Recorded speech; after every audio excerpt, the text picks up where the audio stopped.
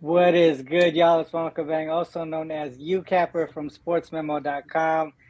First show back, Chris. Thanks for rocking with me again today. Man, it's been a while. 2 weeks, 2 weeks from the show. 2 weeks from actually like real capping sports. It was kind of like a life changing moment there, dude. Like I'm trying to move out to Asia right now. But yeah, it was dope. How you been doing, man? I'm good. I'm good, RZ. We still capping, bro. We still trying to make some money. Baseball season is, what, about a month away from things getting real interesting, and then of course we got NFL as well. So yeah, just grinding, RZ. Just grinding like always, bro. It's You said it's been 2 weeks, but it felt like 2 months since we did a show together, bro. So it's Yeah, good to be back. I think I yeah, speak for the for whole sure. Let's Cap community when I say welcome back, and let's get Yeah, into it, appreciate RZ. it, bro. Let's go. Appreciate it. We missed you, bro. Yeah, man. Like I think while I was out there, like I think I was talking to you about it before the show, but I barely did any baseball because the way I cap baseball, it takes a long time. I didn't have that much time out there because yeah, I mean, even though 2 weeks it seemed long, it was short while I was out there, spending a lot of time with family and all that stuff. So, but NFL and college football was good. So far, been pretty profitable there on that side. So, yeah, man. With that said, dude, let's get straight into it. Going back with baseball, first two games, I dropped the MLB trends this morning. The Guardians play is up. I believe they're up right now. Last time Four I looked at it, it zero. was 4-0. Yeah, okay. Mm-hmm. So we're looking good there, and I dropped two more on there. And the first game that we're gonna look at is the Tigers and Orioles. So I'm gonna go ahead and share my screen here. There you go. So we got Tigers and Orioles here. Tyler Alexander and Tyler Wells. I mean, I think his record speaks for itself right here, 1-12. We look at the ERA and the WHIP. It's kind of crazy to see that he's still out there starting. You know what I mean? Like, it's kind of weird. But all right, so we look at the splits here. Alexander 0-7 on the road, 8.79 ERA. Last three 0-3. He's just getting killed everywhere he goes. Night games 0-7, 786.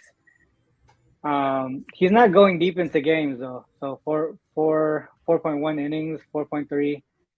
But I don't think their bullpen is that strong. If we look at from a total perspective, 9-2-2 to the under, 4-2-1 to the under here on the road. If we look on the other side, we got Wells. I believe he actually has a winning record as a home favorite. That doesn't show here, but we'll get into that on Give Me the Dog. 5-5 at home, 4.09 ERA. At night, 6-8, 3.76 ERA. Last three games, 1-2, 6.1 ERA. So he hasn't been doing that great either. Also doesn't get to the 5 inning mark for people that focus on the first five. From a total perspective, not a significant advantage towards the over or under. Just looking at this here, this is, I mean, you're seeing the opponent runs scored versus how much the Tigers score. Significant gap there, and we're gonna get into that too later on the Give Me the Dog. From the batting splits, Tigers struggle against righties. And if we look at home away splits, even more so, 2.79 runs against righties on the road. If you look at Orioles at home against lefties, they hit pretty well. Um, the bullpen here, actually, that's not bad. 3.51 ERA here on the bullpen, 3.33 here on the split. Going to Give Me the Dog. I mean, like just based off of that, there's pretty significant numbers and trends and records pointing towards the Tigers. Were you looking at anything different here, Chris? Yeah. All right. See, so one thing I looked at was, of course, we don't want to blindly, just back the trend, which we can do sometimes, right? So the first thing I looked at, RC, was I actually went and checked out Tyler Wells, like just his box scores. So I did that on Fangraphs and StatMuse, Yeah. and his last couple games, he hasn't pitched bad at all, um, but he also hasn't pitched too well either. So he just pitched against Washington last week, He went 4 innings, gave up 2 hits, two runs, 2 earned runs. Then he got Toronto. He only gave up 2 hits in that game, but he only lasted 2 innings. Gave up 1 run in that game. But then before that, he's actually started to get rocked, RC. So against the Rays, he gave up, he went 4 1/3, gave up 4 hits. The game before that, he got the Yankees. He went 5 innings, gave up 5 hits, 5 runs, and then he had the Rays again before that one as well. Went 5 2/3 and gave up 3. So one of the things that I looked at, RC, was how does Tyler Wells do specifically against opponents who are subpar? And if you want to start with that, RC, you can. So I looked at. Real quick, Artucci mentioned that Wells was coming off an injury. So you can see that date gap right there from July 27th to September 7th. And that's where you were just mentioning, because I mentioned like his innings pitched were kind of low, and it's probably because he was limited on a pitch count. Yeah. All right, go ahead. So Wells against opponents with a winning record. Against opponents with a losing record, because the Tigers. I'm thinking about that. I'm thinking about Alexander. My bad. Right. Tyler Wells.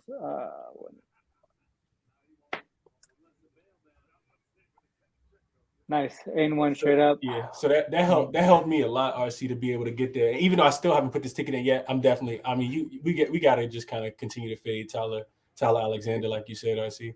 Then also RC, I think if you look at Alexander on the opposite side. Hold on, real quick. Let me just look at Wells as a home favorite. Okay. I just want to mention this because obviously they're. Even though they have a decent record, a winning record, they're really the home favorite situation here, especially with specific pitchers. It doesn't happen often, but when he does, he actually does pitch pretty well. Here, obviously, Rasmussen, we're going to talk about later, but Rasmussen is a solid pitcher, so I could see why they lost there. But obviously, when they're going against someone with a losing record, like you mentioned, and a pitcher who isn't that great, they're probably going to do pretty well. That's the way that I'm leaning as well. But let's move over to Alexander. Yeah, I was just he, like you said, he's terrible all the way around, RC, if you just look at him in general. But when you look at his numbers specifically on the road versus at home, it gets even worse. And I think we saw that on Spodez when you just look at the ERA. Yeah. So like it gets worse. Like the number of runs he gives up, like the first 5 as a dog, you see he's 0-7 in that spot as well. Yeah. So yeah, you just kind of gotta pick and choose how you want to exactly. So I mean, from a run line perspective, right? You see that. So straight up, what is it? 160. Yeah. I don't. I mean, obviously, we feel like I think the Orioles are going to win. It's up to you if you want to lay that, but from a run line perspective, you can go either route here, the first 5 or the full game. Mm-hmm. And if you look at from on the road, 0-7 on the first 5 run line, 1-6 on the full game run line. And what my trend was earlier was against teams with a winning record. And this one points towards the full game run line as well. So 0-7 on the full game run line, 6-1 on the first 5 run line there. Sorry, 1-6. You can see that gap right there too, RC, in the total. Yeah. So at 2.5, like not even 2.5. Like we saw that on Spodez as well. Him just not getting run support and then giving up runs for sure. Yeah, and I mean Tyler Wells with two starts under his belt, probably. I mean he's probably gonna do a little bit better. Yeah, it's a good right spot for this him, time around. Yeah. Sure. Yeah. For me, I like the run line here on the full game. What are your thoughts? What are you gonna same RC, same. Even though Tyler Wells gives it up himself, just in case the Orioles that had been hitting lefties a lot better earlier in the season than they have been recently. Like they've regressed a little bit, and that was one of the things that I looked at as well over on Fangraphs. RC was just the I think last 30, well, just this month in general, versus right-handed pitching at home, the Orioles haven't been the greatest, but I do think, like you said, it's a get right spot. Right now, I see Baltimore at 12th worst, hitting 222. OBP is a 294. Slugging percentage is a 377. That slugging percentage doesn't put them in the top 15. It puts them at 18th, which is about middle of the pack. But like we talked about, RC, this is just a get right spot for them. Runs created plus WRC plus. They are Baltimore is 20th. So bottom 10 there. But like you said, this is just a good spot for them in general. And I think they get back, to doing what they were doing, the lefties. Yeah, I like it. I think for me, I'm okay going official with the Orioles on the run line. And I see at my book at even money. What do you have? You get it at, let's see. I feel like mine wasn't even money when I looked earlier. Let me check real quick.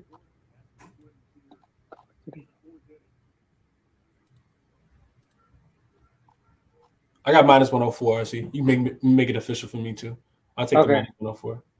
Yeah, I'm gonna take it right now. I'm putting it in right now too, so I don't forget.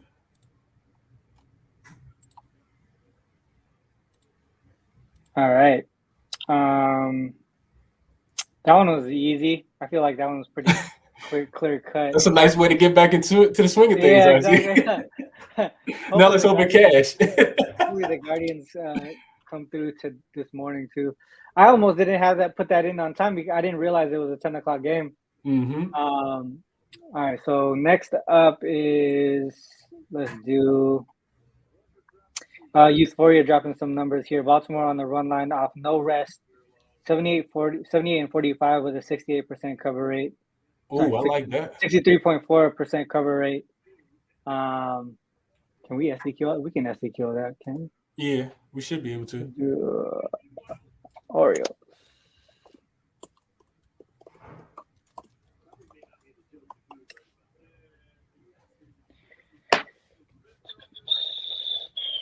I wonder if it's 78 and 45. Oh, you know what? I bet you it's because of because of how the lines are adjusted. Mm-hmm. That makes sense. Yeah. Yeah. That's fine. All right, cool. Yeah, I mean, I don't think it's too far off. I don't think it's too far off at all. That's a good stat drop right there. For sure. All right. So next up we have the Rays and Astros. Let's go back to Spodebs here.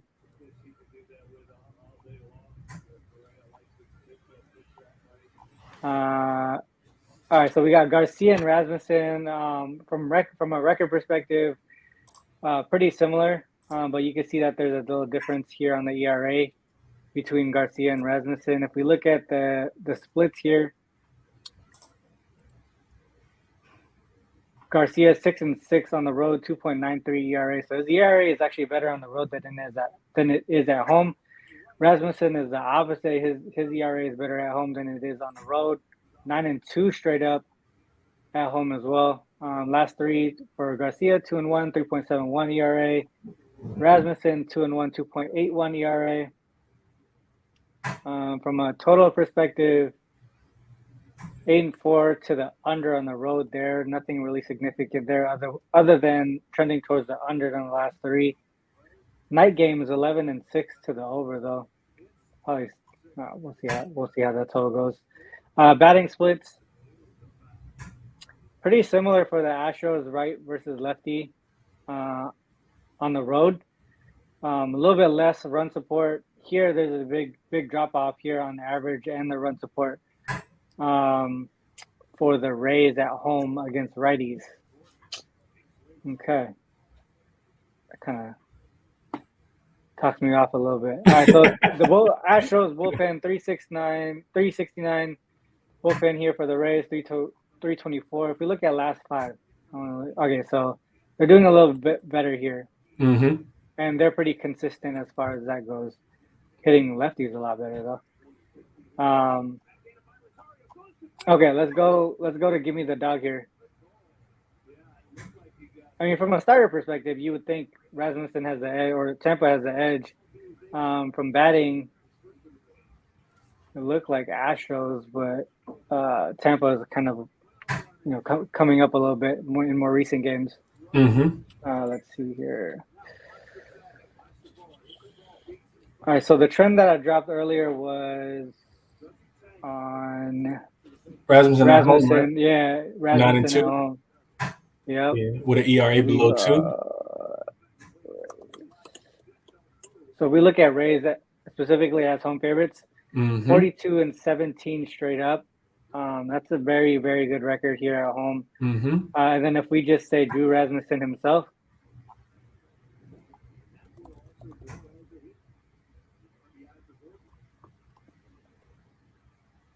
eight and one straight up.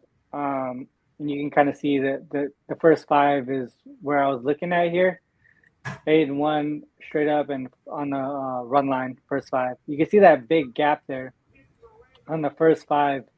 And let's see who their opponents were. So we got Orioles, Mariners, Tigers, Marlins, White Sox, Red Sox, Orioles. Not the best opponents here.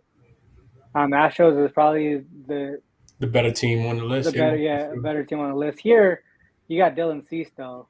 Yeah, you do got the Mariners too. I mean, Marco Gonzalez is not the greatest pitcher for the Mariners, but he is on the list. Yeah. And that was before. I think that was before the Orioles got hot too. Yep, makes sense. Okay. Akbar got a question for you. So Rasmussen here. So yeah, I was focusing more so on the first 5 here, first 5 money line. And I think looking back here at the batting splits, that's probably the way that I'm gonna go. Just because I could see how, with the first 5, we have an opportunity to push, right? Obviously, you want to win, but you also want to have that out. And then if the price is right here, I think that's the way that I would go versus the full game money line. What are your thoughts on this one, Chris? Yeah, no, I agree with that, RC. I think another thing to look at for me, RC, is how well the Astros are hitting against righties versus lefties. So one thing I looked at, go back, RC, keep that in. In. One thing I looked at was just like how well the no, you're right. I'm sorry, I'm having a brain fart. So you're right. How well the Astros are doing right versus righties and lefties. And I know this from just from recent trends that they're struggling against right-handed pitchers more so recently than they are against left-handed pitching. So one of the things I looked at was that's the Tigers. Yeah. One of the things I looked at, RC, was the Astros as away dogs against righties. Okay, I like that. All right, 5-9. But you see how it flipped, RC? I don't think I paid attention to that until you just said about the first 5 run line. Like, look at the first 5. I think it flipped, right? What are you talking about? For 9-5. Oh, yeah. So it goes from 5 and 9 to 9. Right. And that's why I was talking about. That's why I was talking about the money line on the first 5, because you get that out for the push. If that makes sense, right? Because they're 4, 5, and 5 here on that. But I do like Rasmussen in this spot as well. But just me being a safer better, me, I don't do parlays and all that stuff. So just being a safer, the way that I think about games is if I can get that out, I would probably do it that way. No, it's not that expensive either to do it. I think it's at minus what? Last time I checked, it was like minus 120, minus 125 or something like that. So stroll back down real quick, RC. Look at those last few games. Like they haven't been doing as well against righties as they have against lefties. Yeah, clearly, right? You can see it. That's 1-4, and the Astros have been hot lately. Like they've been winning games left and right, especially when you keep playing against teams like the A's over and over again. So that was one thing I looked at, RC, that made me like the what is the total? 7? Okay. 7, yeah, it was 7. The other thing I looked at, RC, was this month the Astros have the second lowest weighted runs created plus with 57, trailing only Colorado in that spot. And that's something we will have to look at on Fangraphs, but I checked in on that too. And this is a spot that they struggle in. Road dogs total less than 8. 1-7 straight up. Look at that. Well, they're all one run games. The Astros being what did you type in when the total is less than 8? Yeah. So yeah. Like so when they're expected to be in a game that doesn't have a lot of runs, they don't do well. Which is consistent with what we just saw. Yeah, that's extremely consistent. The one more thing I want you to look at, RC, is I want you to look at Luis Garcia in his home games versus his away games. This was something I looked at this morning. Akbar, to your question, SDQL is good, bro. It's my probably number one favorite website I visit on my computer. I'm always looking at something for sure. So, yeah, I'm always here, bro. I'm always learning, So yeah, so here's his away splits. See, they're gonna pop up here in a second. This was for me just a tad bit different than what I saw at home. So he's only 6-6 straight up, and you see the team averaging 4.3 runs. Yep. Which looks pretty normal, but when you go down, there's a big outlier in there. I see. Oh, right here. Yeah, if you take out that August 18th game where they scored 21 runs, then that total number of runs that they get for him as far as run support drops a lot.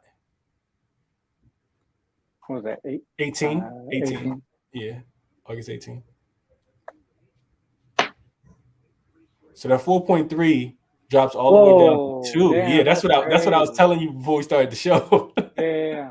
So yeah, that they just don't get this guy a lot of run support. And I would think that on a day like today, Rosman is better than some of these pitchers on this list. I mean, of course you do have, Kyle Quantrill and Ohtani on the list, but I don't think that the Astros score a lot today. I don't think so too. Can't look at that. So as a road dog, let me just see if they weren't a road dog that game, were they? No, I don't think so. I don't even know if I looked at that game, to be honest. Okay, so road dog obviously doesn't have it often with the Astros, but Luis Garcia 0-2 straight up, 0-2, 2-0 to the under, both times here. What are you playing on this one? Damn. Honestly, one more thing. If you go back to Spodevs and go all the way to the bottom and look at the head-to-head, I was just wanting to check and see how well the Astros been scoring. Look at that. I mean, I know it's last year, but look at that. Look at Garcia and Rosman in the last time that they played. 07.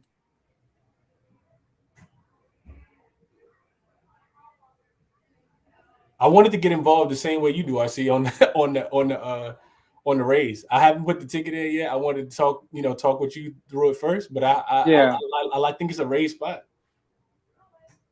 It's rare that we see the Astros be dogs, and when they are, they typically don't fade well. They typically don't bowl well. Yeah. So now I'm going back and forth on whether or not I want the first 5 or the full game money line. But the other thing too that we can do is probably the Astros team total under, right? Wouldn't be able to. Yeah, I think so. If you go to the bottom, RC, back to Spodevs, you go to the bottom and click on the Astros last 10 games, then it's a lot of wins, a lot of overs in there. But if you look at the opponents, they just came out the series with 2 of the worst teams in baseball, the A's and the Tigers. So that could be just a tad bit scary. They scored some against the Angels as well.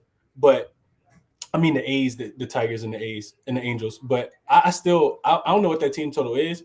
I would imagine that it's probably not, super high just because we get a total that's sitting at 7. So it's probably 3.5. It's probably around 3.5, yeah, because and maybe juice to the under. Let's see. I'm gonna take a look at that real quick.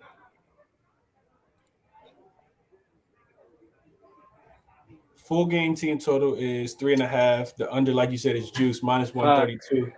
Yep. That's a lot. So the books are thinking what we're thinking. Even though the Astros been scoring 11 runs, 5 runs, 5 runs, 5 runs in their last 4 games, they still got them going under. They like the under more than they like the over in this game. Yeah, under 1.5 for the first 5 total or team total of first 5. So all right, so we're looking. All right, okay. So we got Berrios and Ohtani here. Rasmussen. Let's go back a little bit.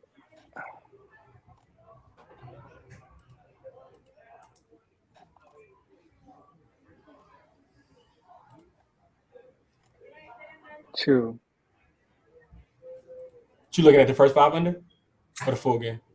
First 5. Yeah. Or we just stick with the money line. I know. I like the money line too. I see. First 5. What do you think? First 5. I think first 5. I would say first 5 just because I mean, based on what you showed me on Spodevs, the Rays have a pretty good bullpen, but I know the Astros bullpen is solid. I watch them play all the time, so I don't really want to, because Rosman. Didn't you show me that Rosman doesn't play, like he doesn't pitch too deep into the games? Let me go back and check. Well, he's almost going 6. It looks like 5.82. That was the last game. Both pitchers were under 5. 5 1/3, 5 2/3, pretty much. Yeah, I'll say this. How about this? All right, just situation. So I'm gonna go official with the Rays first 5 money line, and if somehow it pushes, I'm probably gonna go live and just take Tampa on the full game. Okay. Does that make sense? Yeah, it makes perfect sense. I mean, it's the only way I would look to play this game too, and it's really difficult to fade the Astros for me. But yeah, I'm thinking the same thing in this one. I'm glad we aligned on that. Yeah. Okay, so let's do that. So we go Tampa.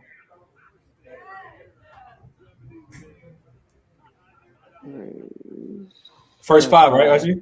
Yeah, first 5 money line. Let me just double check mine. Ooh, mine minus 130 too. So the book's already thinking that.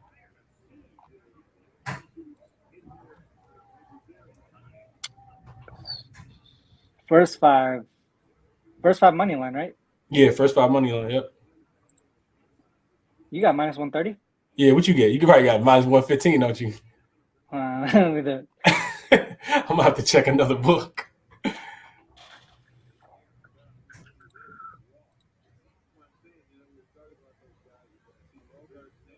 I'm gonna guess what your odds are. I'm gonna say a minus 122. No, it's minus 120. Yeah, minus 120. Damn, that's way better than mine. But it is what it is. Okay. I'm gonna check another book too. I'll probably play it twice. I'll take that. All right, so minus 120.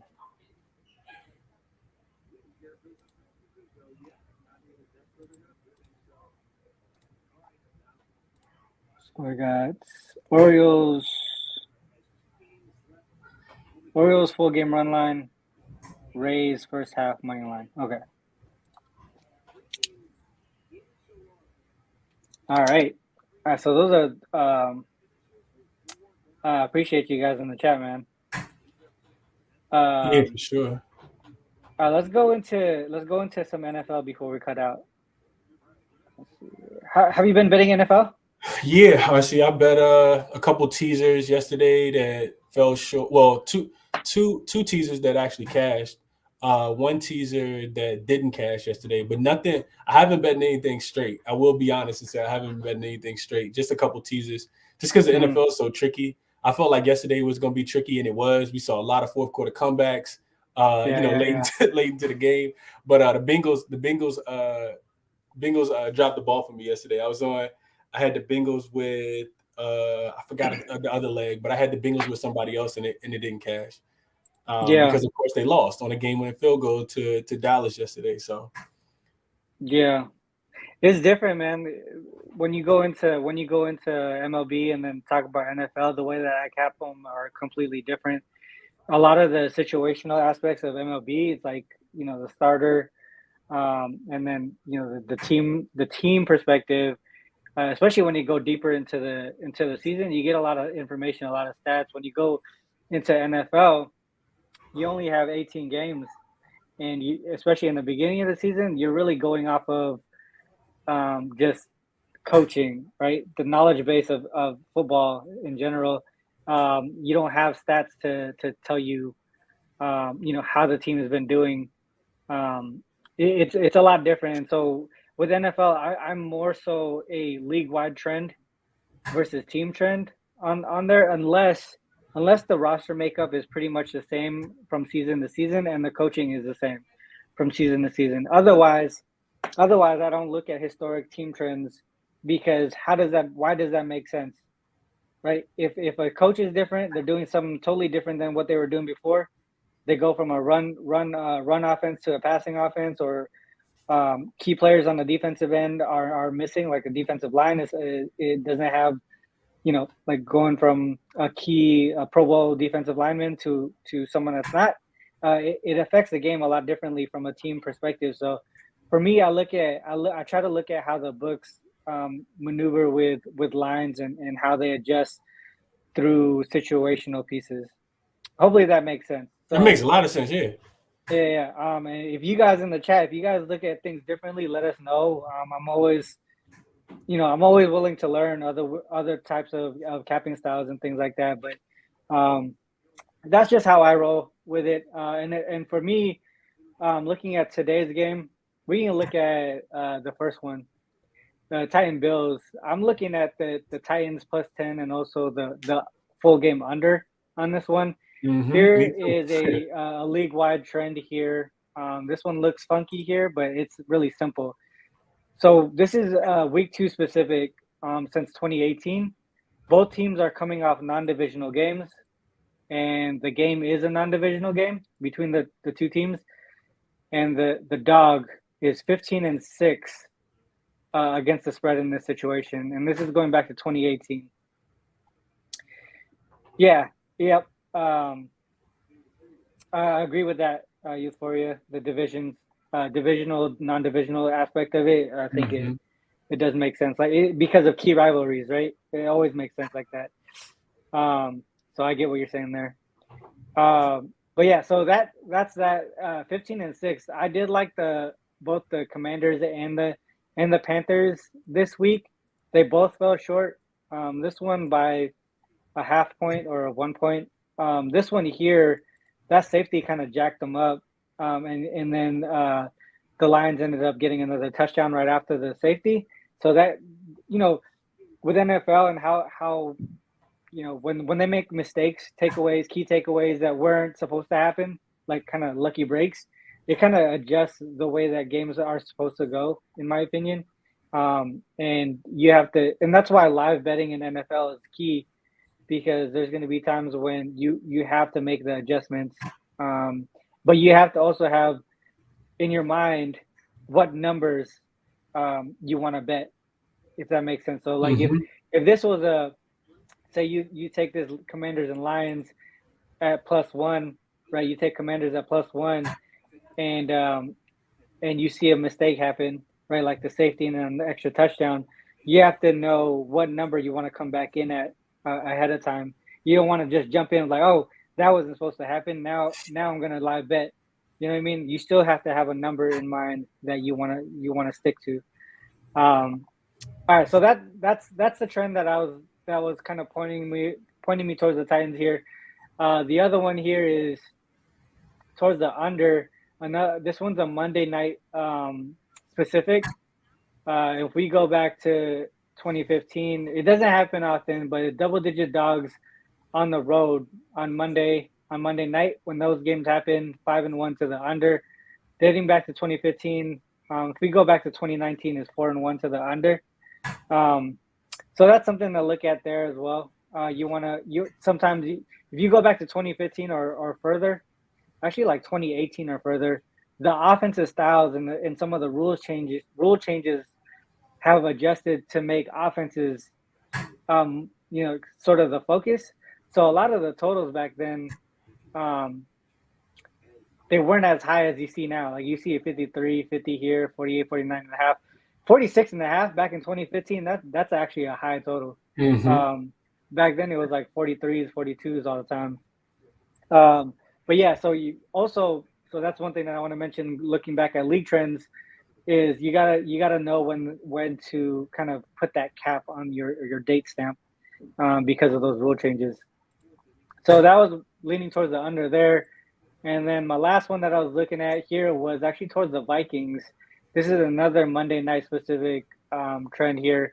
Monday, the team is a favorite at home, and it's a short line, -3, and this is early in the season. 0-7-1 against the spread, pointing me towards the Vikings and also to the Cowboys next week. They're probably gonna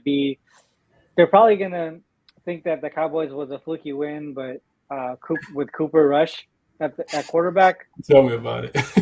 And then yeah, you bet the yeah. I bet the Bengals to get back on track. Not to think that it was gonna be too easy, but at least for them to win with a team with Cooper Rush at quarterback. yeah. Well, I mean, Cooper Rush came in. I remember the last time he came in and started, he won his first game as well. So I think he's 2-0 as a starter now. Yeah, 2-0 as a starter. So maybe he just got it. I don't know, dude. Like, but the Giants. So if the Cowboys can stop the Giants' run game, I think that's going to be key. But I'm looking ahead. So, but this week, Eagles versus Vikings, pointing me towards the Vikings here. Looking at the dogs. So both of the dogs tonight are the leans here. I personally went on the Titans and the under as well. But I'm not gonna force people to do it. Monday night is usually, like, primetime games are always crazy. So I'm not gonna force anyone to bet how I bet, but just letting you guys know, I personally put a little bit on both of those. Did you catch that number, RC, before it got too deflated? I know that the Tennessee and Buffalo game opened at 51, and then the total's all the way down to 47.5. What number did you get? I got it at 48. I'm comfortable at 48. 47 would probably be the lowest I go. To be honest, that's probably what I'm expecting. I think the Bills' defense is legit this year. I don't think so the reason why I think that the Titans will cover, though, is because they struggled against the run. But that was against Saquon Barkley, right? And Bills don't have a Saquon Barkley type running back. I think the Titans, from a passing perspective, hopefully can limit them a little bit. But Bills also, they're coming off a key game against the Rams. They dominated against the Rams. They won by, what was it, 20 points, 21 points or something like that? I think, yeah. Definitely a letdown spot here in this, in my opinion. And then now they're looking ahead to a divisional rivalry, divisional game with the Dolphins. The Dolphins, right? Yeah. They play the Dolphins, who are now 2-0, right? So this is somewhat of a sandwich spot, right? Even though Josh Allen says that it's not, because the Bills kind of own, they low key own them. I'm sorry, not the Bills. The Titans low key own the Bills. They've won that series recently. Yeah, I get what he's saying, but at the same time, what game is more important at this point, right? But it is early in the season, and you want to get your W's in there so that you can relax later in the season, probably. But yeah, I don't know. To me, that's somewhat of a sandwich spot here. The trends here is pointing me towards the Titans. I think I had something else that I was looking at. Oh, okay. So if you go further into it, right? So we're looking at the same trend. We add to the fact that the Titans are going into a non-divisional game, 11-2, right? And we still got the Titans here. And then we add again to the fact that the Bills are going into a divisional game, 3-0 on the Titans. Right. So we just keep diving into that same trend. Last two didn't hit, and those were the two games from yesterday, which, like I said, there was key moments that could have happened that could have had them covering, in my opinion. But that's how it goes, right? So that's the way that I was looking on this game. I'm not going to force anyone to play it, but those were my personal bets. I have not bet anything on this Eagles-Viking game, but I am definitely leaning towards the Vikings. I know you had a look towards the over. You want to talk about that a little bit? Yeah, I see. I know that I think the total opened at 48. I think it's up to like 49 now. So I guess you could say that that's good, even though I don't. I typically don't check those things until after I've actually placed my bet, because I don't want my opinion to be swayed by what I see what the market's doing. But the over. I see. I got the Vikings. I think the books are putting a little too much stock in both of these teams' defenses. And I think the totals just are set too low. The Vikings finished last season. They brought back a lot of guys from last year. You still got, Cousins. You still got Dalvin Cook. Jefferson at wide receiver. Like a lot of those guys are coming back this year. The Vikings finished 5-2 to the over last year in their away games. The Eagles at home also finished 6-1 to the full game over. And I think that could be, just because they're underrating Hurts just a tad bit, his ability to be able to play make. But we've seen that. Last 5 games of the season last year all went over at home for the Eagles, I see. They opened, like I said, at 48 up to 49. Philly gave up 144 rushing yards last week to DeAndre Swift on 15 carries. They gave up 180 yards total, gave up 5 touchdowns. 3 of them was rushing against Detroit. 2 of them were passing with Goff. And then on the opposite side, Minnesota finished last season allowing the 9th most points, RC, 25.9 last year. And Philly finished in the middle of the pack, allowing just under 23. So I was looking at the total. I think it could go over tonight, RC. I think the books are thinking it's going to be a defensive game, but I think we could get a 28-27 game. Yeah. I mean, just looking at this trend here, so I adjusted what my original trend was. That was pointing me towards the Vikings. And just added that the Vikings are going into a divisional game. So Monday up. Night, yeah. So the total 8-2 to the over here. And if we look at the 2 unders, this under went under by 1 point, and then this one went under by 3.5. And I could definitely see situations where there were spots where this could have gone over. Or no, actually, I thought I was talking. Sorry, I think about a different game. All right, so this one is 3.5 under. This one went 1 under, so they're pretty tight. There's probably situations where this could have gone over. Absolutely. I don't know why. I don't know why the total's going under, dude. 40. What is it? 48.5 now. I think it's 40. Yeah, I think I saw 48.5. I saw some 49s too, though. I think I saw more 49s than I saw 48s. 48.5. Oh, I swear it touched 48.5 earlier. What's that now? You see that 49? Damn, I see 49.5 now. So a lot of money coming in over, I think. Yeah, see, it did. It was 48.5 this morning. What is it now? What you see it at? See, I knew. Fuck. All right, so look. All right, so we got 51.5. 51, 50.5, 50, 48.5. 48.5 this morning when I was looking at it. I was talking to Jay too. Jay was like, I like the over. And then when we were talking, we were like, why the fuck is it going down? It didn't make any sense. Now it's going back up to 40. But I don't like. I wish I had it at 40.5. What you see it at 50? It's 49.5 now. Oh, 49.5? Yeah, I see. That's what I see too, 49.5. And when I looked at it earlier, it was 49. Fuck. D said it was 50.5 this morning, dropping to 48.5, back to 49. Yeah, people don't know what to do with it. Yeah. Fuck it. I'm going to stay off, man. Yeah, I'm stay off too. One thing we don't do is force. We don't got to force anything. Yeah. Vikings.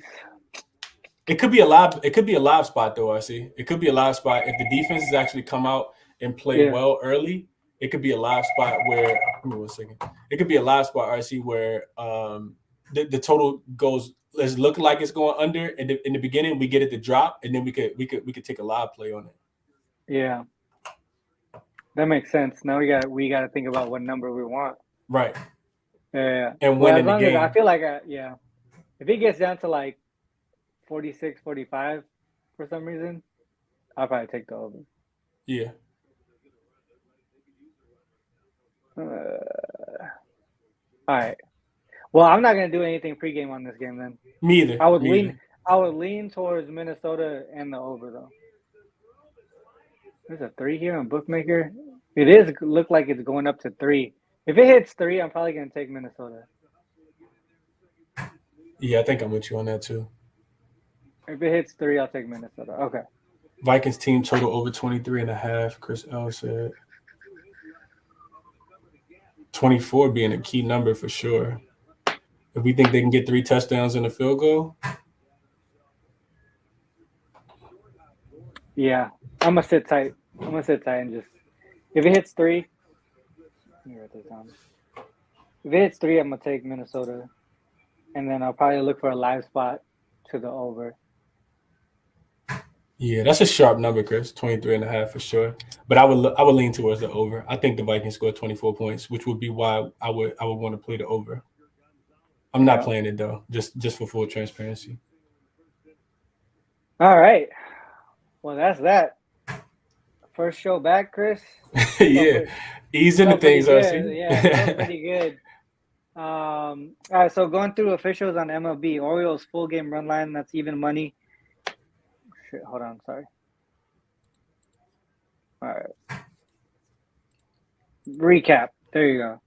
Orioles full game run line, even money. Tampa Bay first 5 money line at -120. Play both of them. Yeah, we align on both of those. I see. Yeah, I put those in while we were doing it. Yeah. Also gonna be looking at the Dodgers. I see they just been cashing, man, and they own Merrill Kelly. Merrill Kelly's good. He's actually has a winning record on the road. I think he's 8-5. He's actually, I think, 6-1 on the run line as a dog. But I'm still looking towards the Dodgers back in Kershaw and fading run line. Yeah, run line. What's the price on that?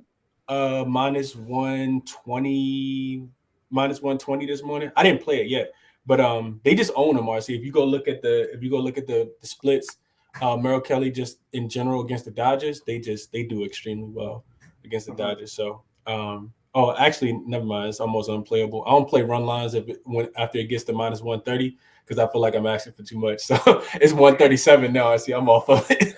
Yeah, that's tough. I was looking at the price here. It looks like it's going up. Yeah. All right, cool. Well, man, with that said, dude, it's the end of the show. You got anything to promote before we cut out? Just real quick, I am doing the NBA team previews. So I've been doing 2 teams a day on Twitter, on YouTube. Today we have the Charlotte Hornets and we have the Denver Nuggets. So I'm gonna be doing the preview for those 5:15 Eastern time on my YouTube and on my Twitter. 2 teams a day until we get to all of them. We have NBA preseason basketball on the 30th. So not this Thursday, but the next Thursday, which is crazy. I see. So I'm trying to get the 2 teams a day in. So we all just be educated and can start betting NBA ASAP. We already find the values in the spaces. So I just advise everybody kind of tap in if they can. If you can't, listen to the replay because all of them being recorded. Yeah, I dropped in on a couple of them while I was out in Vietnam. So, and I seen I don't know if Josh Punt School. Oh yeah. Josh was in. Yeah, Josh came through. He did Atlanta. Oh my God.